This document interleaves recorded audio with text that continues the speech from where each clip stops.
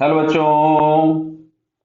यहाँ लिखा है particle is projected from O and moving freely under gravity strikes the horizontal plane passing through O at a distance R from the starting point O as shown in the figure. अब लिखा है there are two possible angles of projection. हाँ, same range के लिए दो angle of projection possible हो सकते हैं, बट ये जो कंडीशन दी देखते हैं ये फुलफिल होगी या नहीं। तो आर इज इक्वल्स टू हम लोग लिखते थे U square sine two theta upon जी।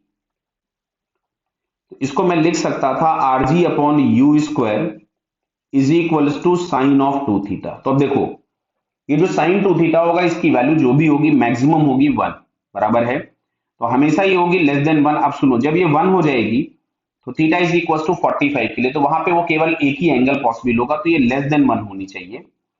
मतलब R G should be less than you square. तभी आपके पास दो पॉसिबिलिटी होंगी, इक्वलिटी के लिए एक ही एंगल होगा एंड दैट इज 45। ठीक है, तो पहला वाला ऑप्शन हमको ठीक दिख रहा है। दूसरे में लिखा है द टू पॉसिबल, दूसरा वाला तो गलत हो ही गया। फिर थर्ड में लिखा हुआ है the two possible angle of projection are complementary. ये हमको वो पता होना चाहिए बेटा कि रेंज अगर बराबर होती है तो वहां के जो दोनों एंगल्स होते हैं उनका जो सम होता है वो 90 डिग्री होता है। तो theta one plus theta two is equal to 90, मतलब कॉम्प्लीमेंट्री। थर्ड आंसर भी सही हो गया। फिर पूछा गया है कि the product of possible time of flight. ठीक है, तो अब यहां से हमको लिखना पड़ेगा। तो टाइम ऑफ फ्लाइट मान लो T1 हमने लिखा, तो ये पहला वाला मिलेगा 2u sine theta by G. तो क्या समझ में आ रहा है? दूसरे वाले में थीटा की जगह 90 माइनस थीटा रखिएगा तो साइन आपको कॉस में बदल जाएगा, तो 2u कॉस थीटा बाई जी मिलेगा।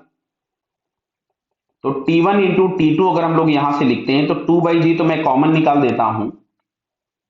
ठीक है, या लिख लेते हैं, चलो पहले पूरा हम लोग लिख लेते हैं। T1 इंटू T2 पूरी वैल्यूज लिख लेते हैं। तो ये हमारे पास आ रहा था 2u sine theta by G into 2u cos theta by G. तो इसमें से हम 2 बाई जी बाहर निकाल देते हैं कॉमन।